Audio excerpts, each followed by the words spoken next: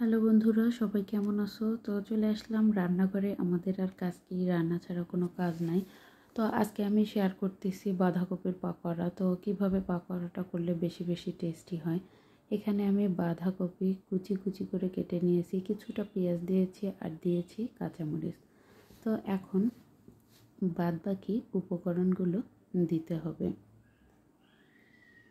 আর এই বাঁধাকপির পাকোড়াটা খেতে কিন্তু আসলে অনেক বেশি ভালো লাগে। আর দিয়ে দিলাম চালের গুঁড়ি। চালের গুঁড়িটা দেওয়ার কারণে কিন্তু পাকোড়া বা পেঁয়াজু অনেক বেশি মুসমুসে হয়, খেতে ভালো লাগে। তারপর দিয়ে দিচ্ছি পরিমাণ মতো বেসন। আমি আমার পরিমাণ মতো বানাচ্ছি, আপনারা আপনাদের পরিমাণ মতো বানিয়ে নেবেন। অবশ্যই লবণ ঝালটা আপনারা যে যেরকমটা খেতে পছন্দ করেন সেই রকম দেওয়ার চেষ্টা করবেন। তো এখানে আমি দিয়েছি হচ্ছে খাওয়ার সোডা 1 চিমটি, আর দিয়ে দিলাম জিরার গুঁড়ো, হলুদ গুঁড়ো দিয়ে দিব। তো এগুলো দিলে খাওয়ার সোডাটা দেওয়ার কারণে কিন্তু আপনাদের গ্যাস হবে না, পাকোড়াটা খেলে গ্যাসের সমস্যা হবে না, ভালো হবে।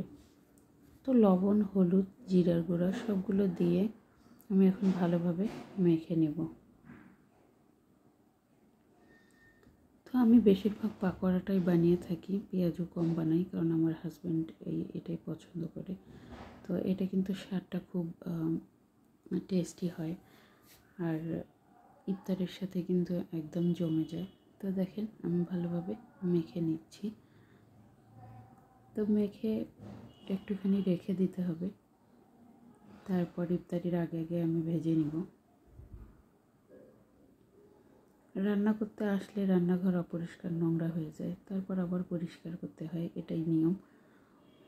তো এই যে দেখতেই পাচ্ছেন আমি বাঁধাকপির পাকোড়াগুলো ভালোভাবে মেখে নিচ্ছি। আমি কিন্তু পেঁয়াজ একটু কম দিয়েছি, আপনারা চাইলে বেশিও দিতে পারেন, কারণ বাঁধাকপিটা তো এমনিতে কুচি কুচি, আর পেঁয়াজটাও কিন্তু কুচি কুচি হবে। সেক্ষেত্রে পেঁয়াজটা একদম মিডিয়াম আকারে দিলেই ভালো হয়। যেমন পেঁয়াজুতে কিন্তু বেশি দিতে হয় পেঁয়াজটা।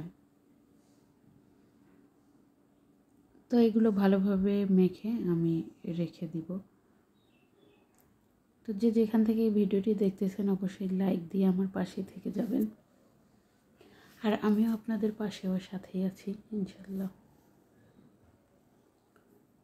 আর এখানে দিলাম একটু আদা রসুন পেস্ট, ওটা দিতে আমি ভুলে গেছিলাম,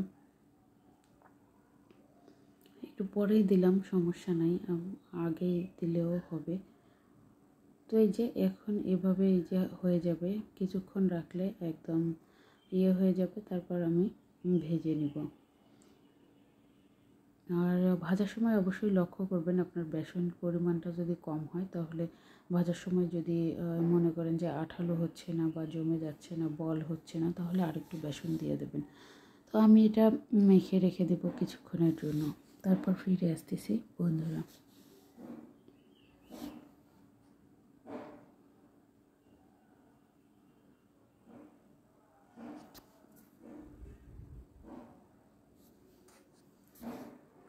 তো দেখো বন্ধুরা, এখন ভাজার পালা, চলো ভেজে দিয়ে দেখা যাক কেমন হয়। তো এখানে এই তেলটা শেষ করব, তারপর আবার তেল দিব বেশি করে, কারণ একদিনে ওই বাসি তেল আসলে খেতে ভালো লাগে না।